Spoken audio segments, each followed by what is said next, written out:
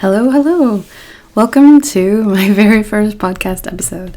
My name's Lisa Nicol, and I will be your podcast host and your, spirit guide, meditation teacher, life coach, kind of all wrapped into one. And so I just wanted to start off the podcast. Thank you for listening. I'm happy you're here.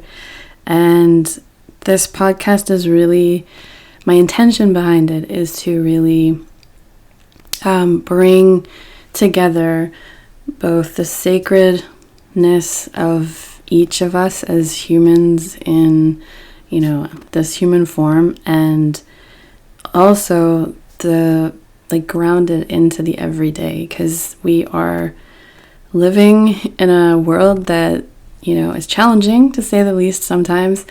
But we're also timeless souls. And so I wanted to do a podcast that combined both aspects.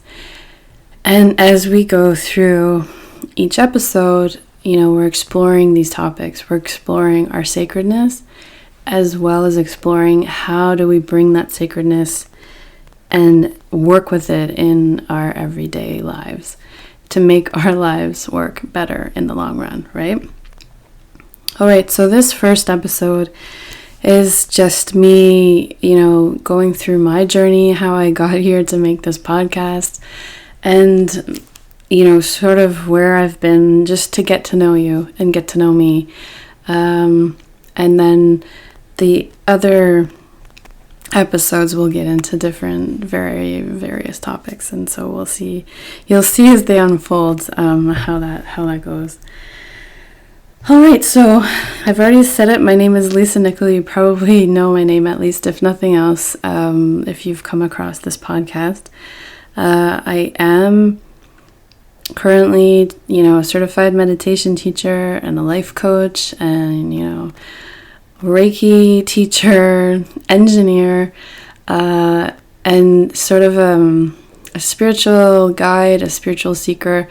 I'm always trying to put the sacred into my daily life, because my life works better when I have them combined, and not, my sacredness is somehow put in a container and I take it out when I feel safe enough to take it out, but then the rest of the time it's put away in a drawer.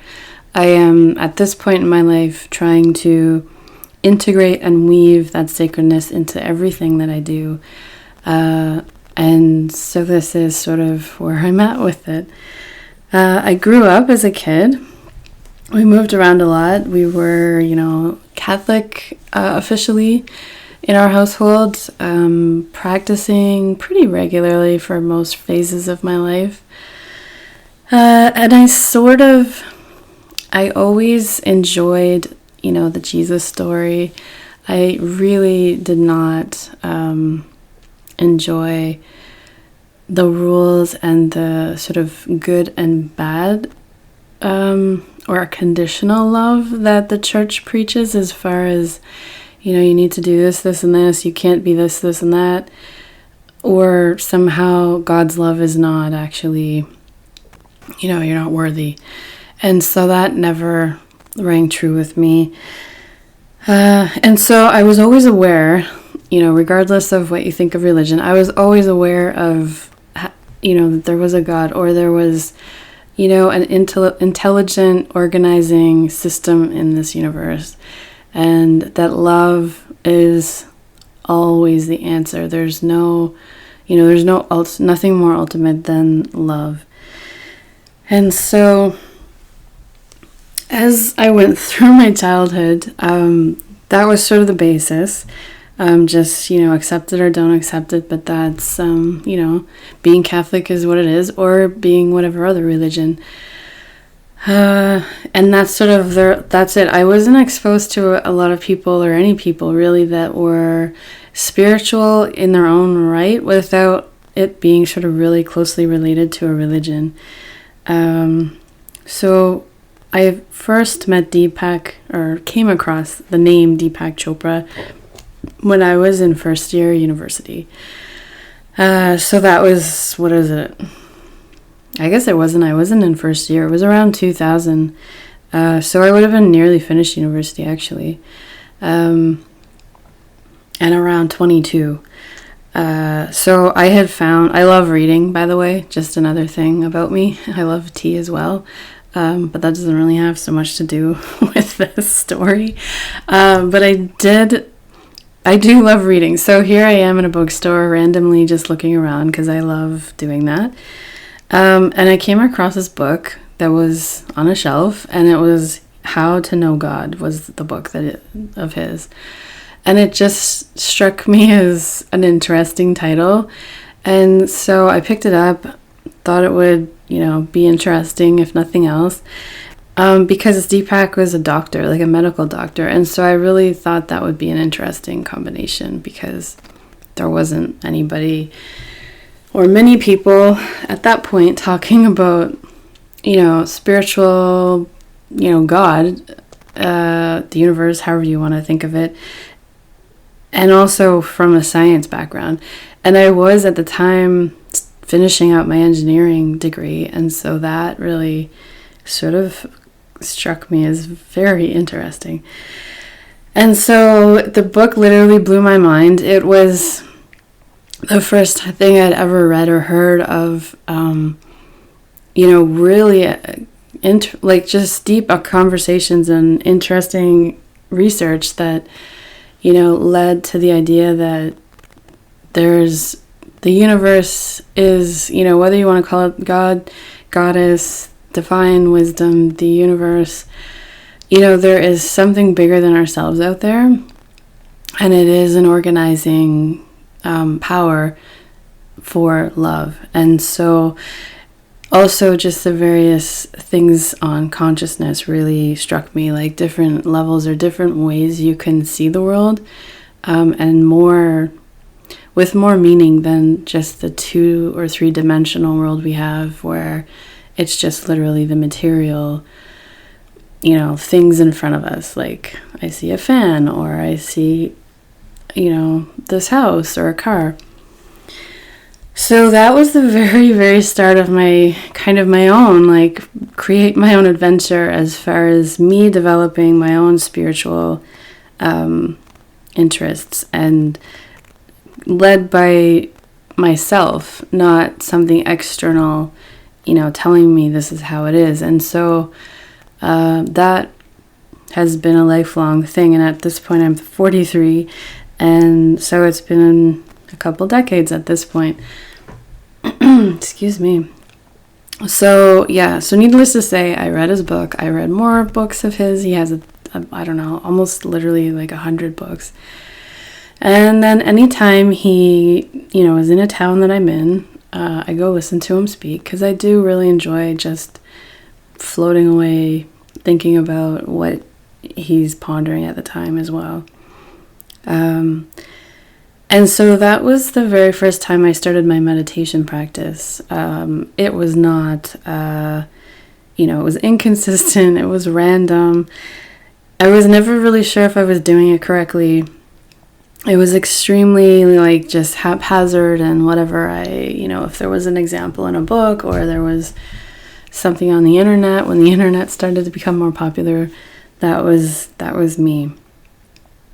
So fast forward a bunch of years, I'm working as an engineer. I have 3 children. I'm married, but my marriage was ending, and so we were separating. And that was an extremely, extremely rough time in my life.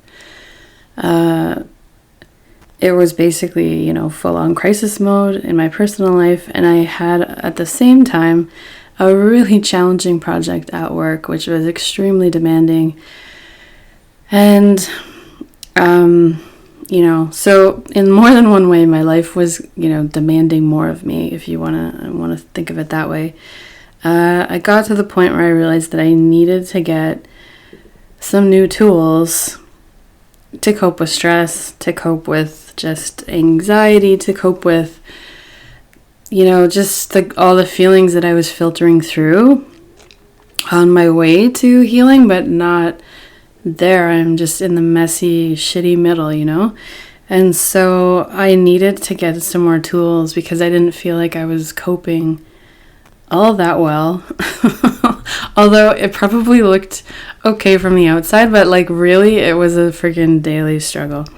And so I just needed to learn how to integrate and, changes and challenges, and to kind of roll with things a little bit more than just having no bandwidth for anything else. So that was when I started, I committed to meditating regularly. I actually signed up for a primordial sound meditation course that was given through the Chopra Center, which is, owned by Deepak or run by him.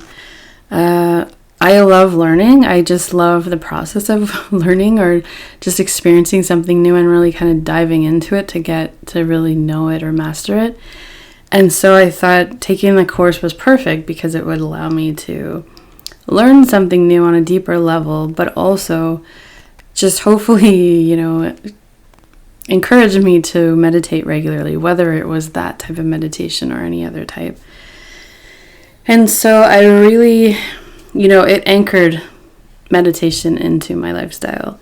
And this was around 2015. So it was not all that long ago. I was, around, I think that would have made me 36. And so there was, that project that I was telling you about, which was extremely challenging, was mainly challenging, or the most challenging part of it was, a person that I had to work with on a daily basis. That was just a real challenge, would be, a small word to describe that, but it was just a nightmare. And so, I got to the point where even though I was meditating regularly, I wasn't, I don't think I was, I think I started to get a little lackadaisical with it again. I would do it and then I wouldn't do it. And then when I'm more stressed, my first instinct was to drop it, because, I was too stressed, too busy. But really, in hindsight, I should have meditated more. So, at one point I got to the point where I was so done with it all. Like, I could not deal with this person anymore. I had run through every way of dealing with difficult people and negotiating and any kind of tactics. I'd asked around for help to see what other people's, recommendations would be, and nobody had anything new that I hadn't already tried. And so, I sort of surrendered at that point because I had given up. Like, I had no more ideas or skills to deal with this person. And so I literally sat on my bedroom floor and just was like, okay, listen, talking to the universe, because I do that regularly, and I'm just sitting there saying, listen, this is now your thing. Like, I have no idea how to get out of this or fix this or move it through. Like, if I literally have to work with this person till the end of the project, I just don't even know how I'm going to do it. So I sat down, meditated before bed, and it was the first meditation that I had done in a long while where I'd actually been more at peace.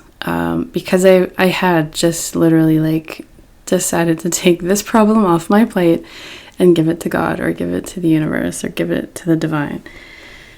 And so it was like sweet relief. It really was. And so I slept better than I had in ages. My mind just felt more at peace. And finally it was like, oh, okay. I could feel my body just starting to relax, and the tightness just was, dissipating. And so, and literally, I really kid you not, this is still, every time I think about it, it was just the most jaw-dropping thing I'd experienced in a while. The very next day, I went, into work, because whatever, even if it's hard, you gotta show up. So, I went into work.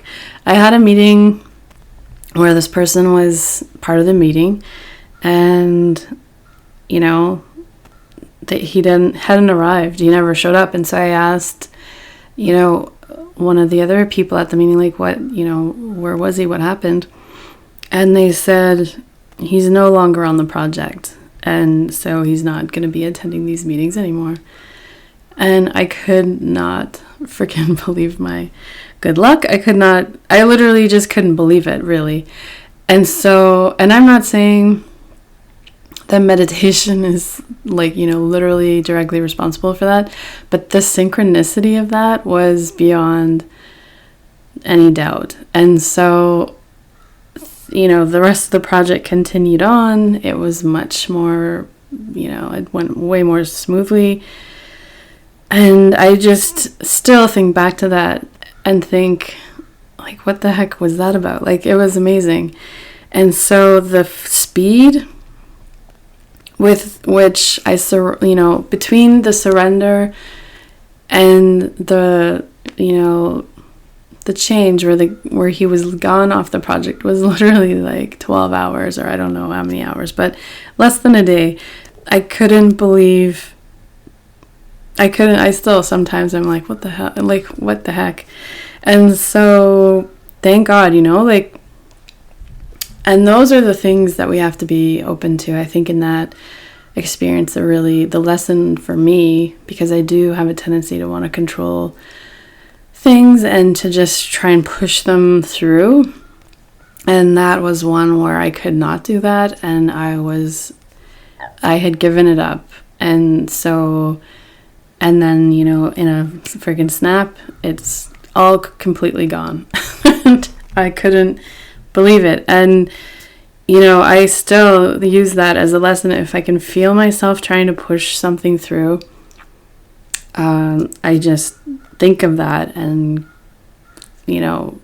ease up and let myself surrender into the flow or the timing or the energetic vibe of the situation. And when is it a good time to push? When is it a good time to, ease back, lean back, and just let some other things happen, And so, yeah, that was my big takeaway there. And that is really when my meditation became literally something that I do not do, or something that I do not live without doing on a weekly or daily basis.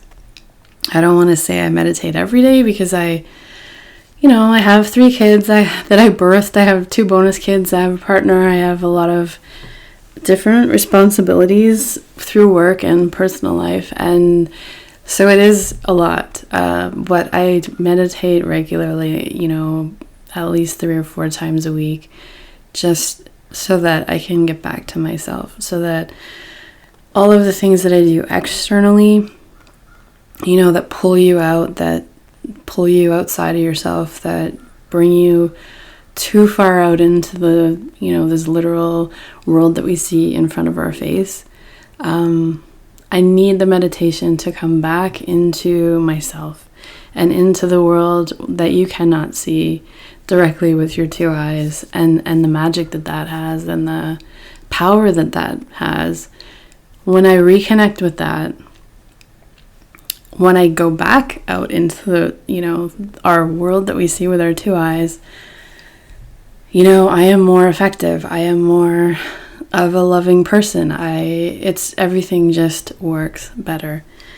And like I said earlier, the more stressed I am, or the more shitty things are going, that's now at this point, I am, I've realized enough through trial and error that meditation is even more important at that point, or my rituals around sacred rise, and just having sacred space to reconnect with my soul and reconnect with the magic that is in the world but not directly visible. That is something that is super key to my happiness, to any successes I've had, any meaningful, meaning, to create a life that I find has meaning for me and feels fulfilling. It would not happen if it was not for that commitment.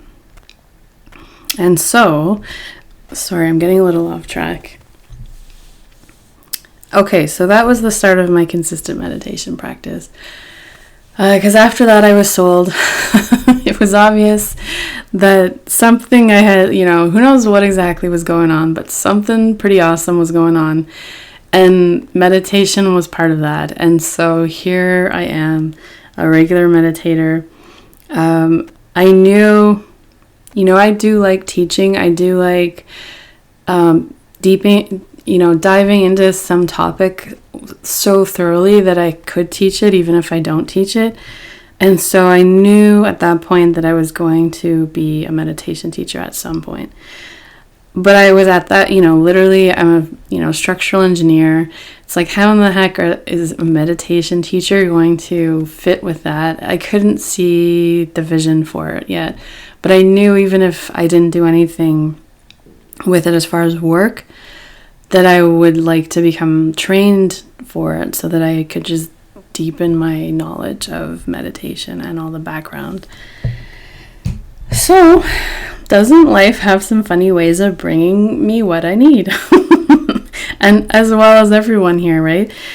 For each of us, life has its own funny ways, like just ironic synchronicities, flows, whatever you want to call it. It's just sometimes it's friggin' laughing at us. I think the universe laughs at us. Anyways. All right, so, I knew at that point that I wanted to be a meditation teacher. I sort of set that intention, like, here's something I'd like to do in the future. I just didn't have any plan for, like, how. But at this point, I kind of knew, like, I'll say that I'd like to do that to myself, and then we'll just see where life goes, right? So, I things started to work out better at work. And, I was meditating. I was more patient. I was more kind. I was all these good things. So funny enough, relationships work better. Co-workers, we all get along better. I was a better boss at work because I was listening better and more patient. The kids and I were adjusting and healing from divorce, and things were just sort of settling into a nice flow. I had met a guy that I had known for a while, and he's become my boyfriend, my partner, and that was working out pretty well. All of this was going along until the Christmas of 2017. And that is when my boyfriend got deathly ill, like within a few days, and went into a coma for a week. And it was the most shocking thing I'd ever experienced, where it was literally life and death. And I had gone home for Christmas, which my parents live in PEI, Prince Edward Island in Canada. I live in Ottawa, by the way, in Canada. I'm not sure. Maybe that, just so you know, since we're getting to know each other. And so I had left, a couple of days before he went into the hospital, maybe 2 or 3 days. And he, he was a little sick, like with a cold or something like that, and he was worn down, but it's right before Christmas. And so, we were kind of just, it's a regular thing. Maybe we're just extra tired because of the rush in the fall for work, and now, can't wait for the Christmas break to kind of re-energize yourself. And so, it didn't seem like anything at the point when I left. But we talked over the next few days, and he was mentioning, he had stayed home from work, and he had a fever, and then he, had this huge pain in his leg, and there was weird things that were happening. But he has never been one to really complain much or anything like that. So it was hard to gauge how serious it was based on what he was saying. And so, it came up that on Christmas Day, I think it was literally Christmas Day, or maybe maybe Christmas Eve. Yeah, it was Christmas. It was the 23rd, actually. Sorry. And so the next day he mentions that he'd called his mom, and, she had thought maybe he had this, maybe he had that, so he should go to the hospital and get it checked out. because she was a nurse before she retired. So he was going to do that, but he was going to, maybe he was going to have another nap and then see if it was worse or whatever. And so that went on for another, maybe a day. And then overnight, he, at some point, went to the hospital.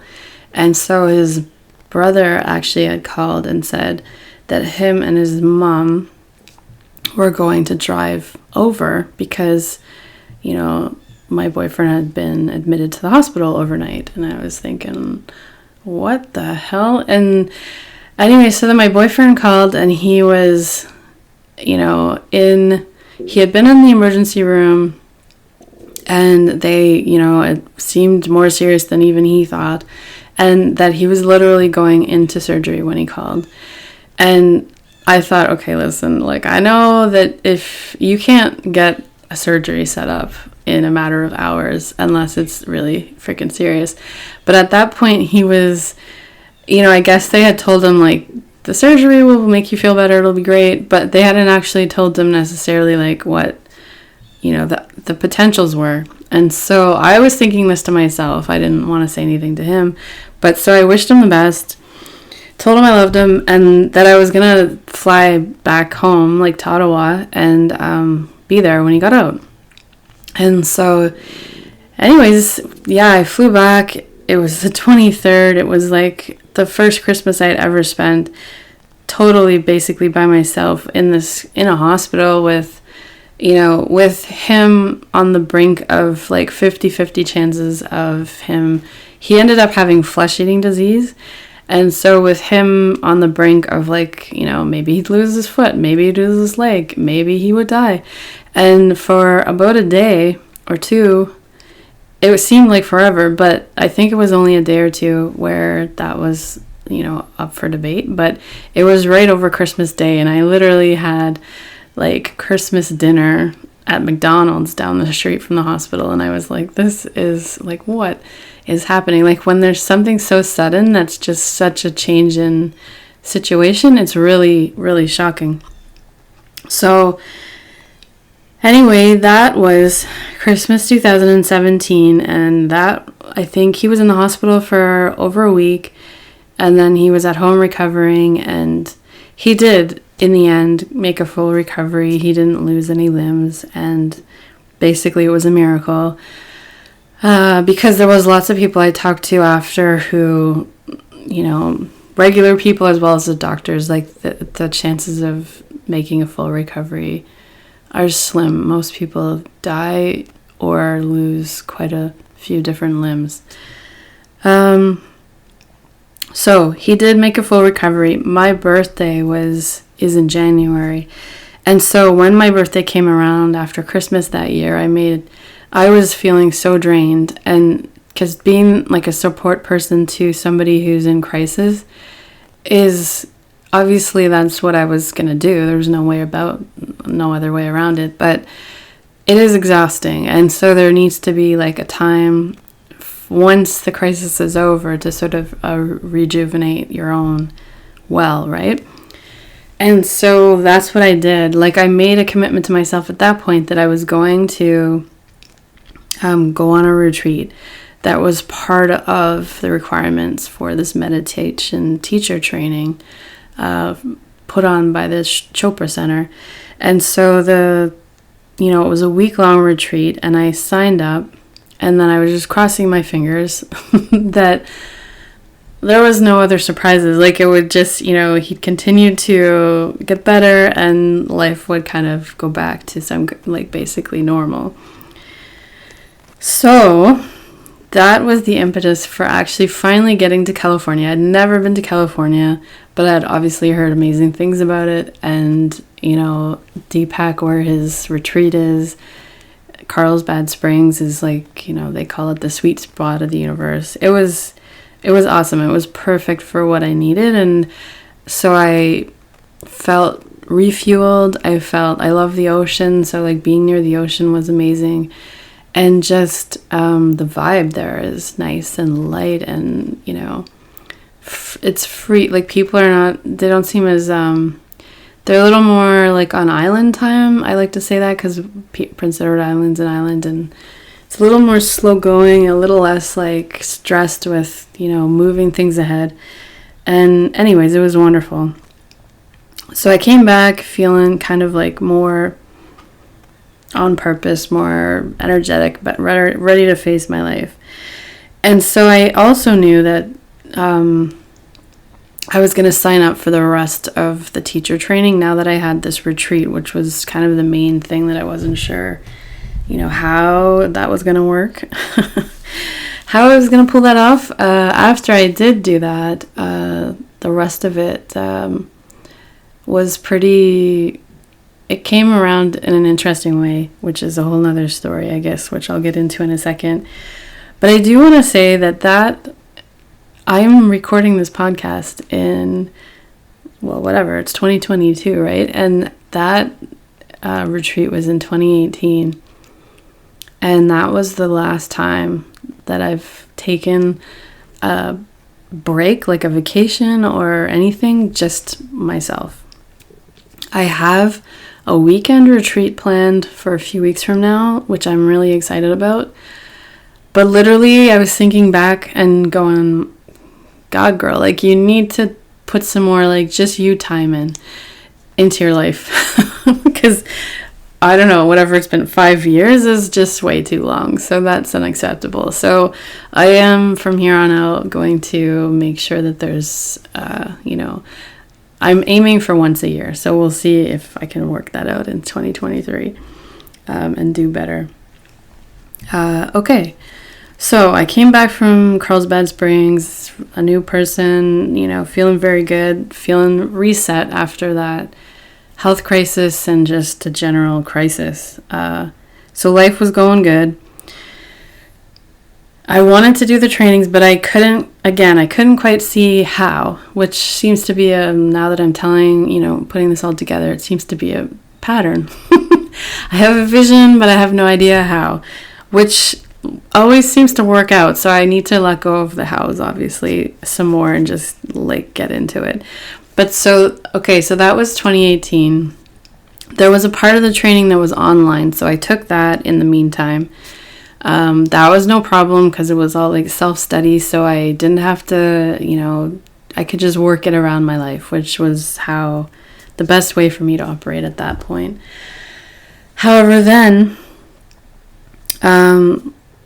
we're heading into February 2020, and I had run out of time because when you take the retreat, you have, I think, like 2 or 3 years to finish the training.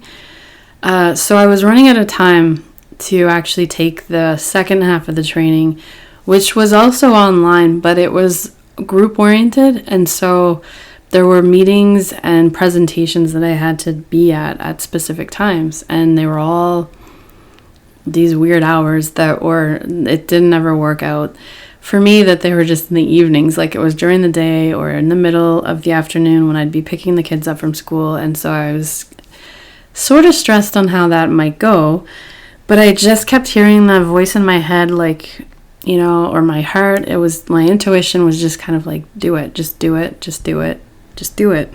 So it was February 2020. It was like the last day before the class started. And I signed up and I said to the guy when I was enrolling, I'm like, I have no idea exactly how I'm going to do this, but I just have to do it. Something's telling me I have to do this right now.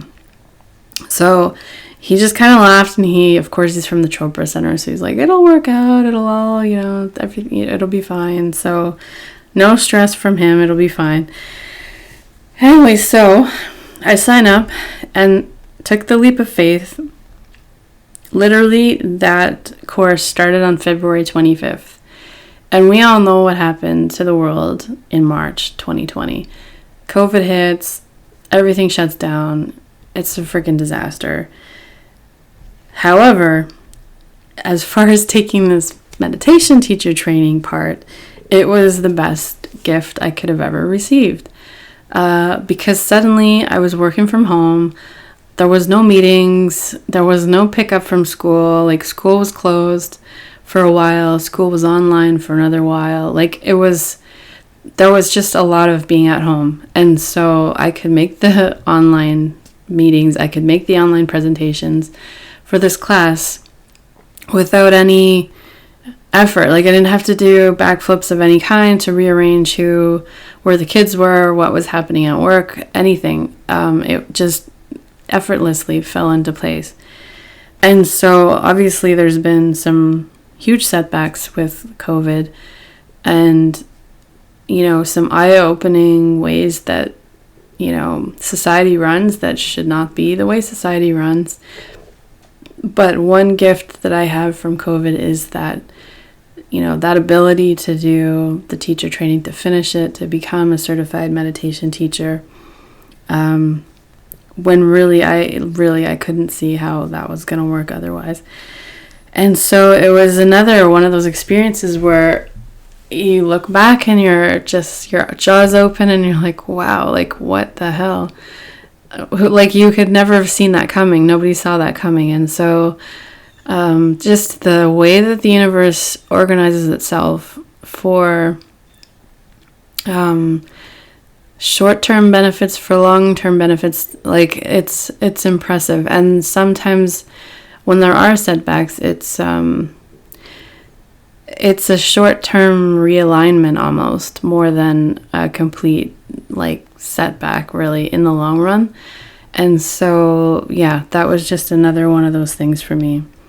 And so once I got the teacher training, I wanted to teach meditation. And so then there was no in-person anything at that point. And so I set up an online business, and I started doing meditations through that. I run, the Wellspring Goddess Collective is a membership group that I run. And a lot of the main focus in that group monthly is meditations, live meditations, as a way to just encourage people to dip into their sacredness, dip into the mysteries of the universe, and to just hear and get clearer. When we get quieter, it's so much easier to hear your intuition speaking, your heart speaking, your own divine wisdom, so that you're leading your life from your heart or from your soul, or however you'd like to term it. But basically you're leading your life from your internal compass, instead of having life drag you around based on external rules, regulations, all the rules that we have in society, which are just, not for people's, there are rules in society, obviously, that are good for people's highest good, because it helps us keep as a integrated society. But the stuff that's sort of, archetypal or patriarchal, or, women should do this, should do that, shouldn't do that, what you should do for a job, what you should do with your families, how the roles that we play, whether they serve us or not, and just to question those things for yourself. So that's that's why I started the Wellspring Goddess Collective, is because the idea through that is to fill your well, and so that you're giving from your wellspring and not from a well that's only half full or dried up or whatever. So that is what that's what I've done with the training since. And I've also done many free meditation challenges.